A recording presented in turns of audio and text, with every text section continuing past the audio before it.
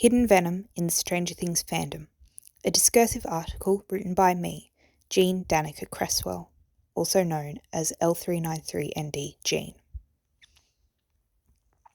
Since 2022, there has been a clear divide within the audience of popular Netflix series Stranger Things. The conflict is over one simple but world-altering question Season 4 raised. Will Mike Wheeler end the show in a relationship with Will Byers? This ongoing debate has led to many emotionally charged responses from the audience, and for the most part, many beautiful fanworks have been created and insightful discussions have ensued. But an undercurrent of backlash has also been spewed from the darkest parts of the fandom. This poison is ever present in the Stranger Things fandom, and it truly makes me sick to my stomach. The galling question is directed solely at a part of the audience who refer to themselves as Bylers, the viewers in support of a relationship between Mike and Will. The perpetrators are primarily a group of who dub themselves Malevins and claim to advocate for Mike and his current love interest, 11, staying together throughout the Endgame season. You might be thinking, oh, just another case of fandom ship wars. You are wrong. The issue with the Stranger Things fandom is not the clash itself. The issue is with the normalisation and approval of homophobia. Bylers have worked tirelessly since 2016 to compile evidence in support of their argument. For nearly 10 years, we have analysed and reanalysed every scene, promotional photo, and interview managed to create over 300 slides worth of textual evidence pointing towards Mike and Will's eventual relationship.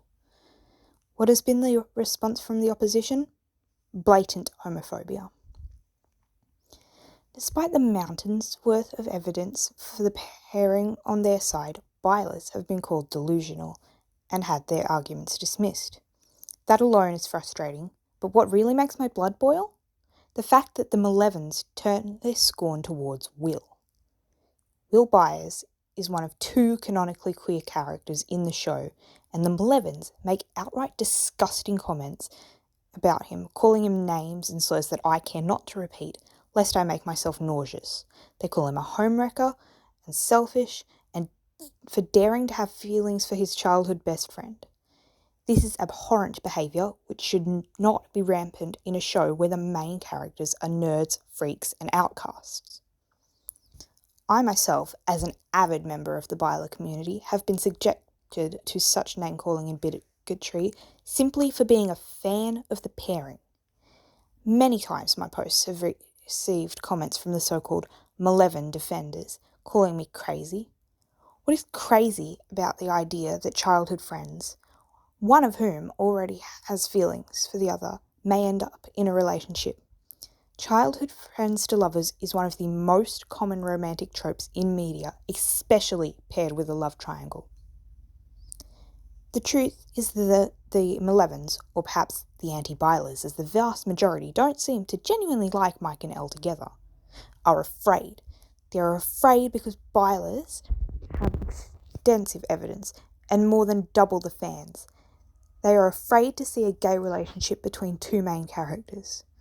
They are afraid that queer people will finally be in the positive spotlight, and thus they retaliate in this tiresome old way: bigotry and othering.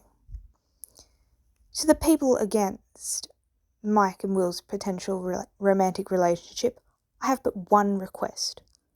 Look deep inside yourselves and ask why you are watching a show about freaks being the heroes if you continue to perpetuate the same behaviour in the fandom which is villainized in Stranger Things itself.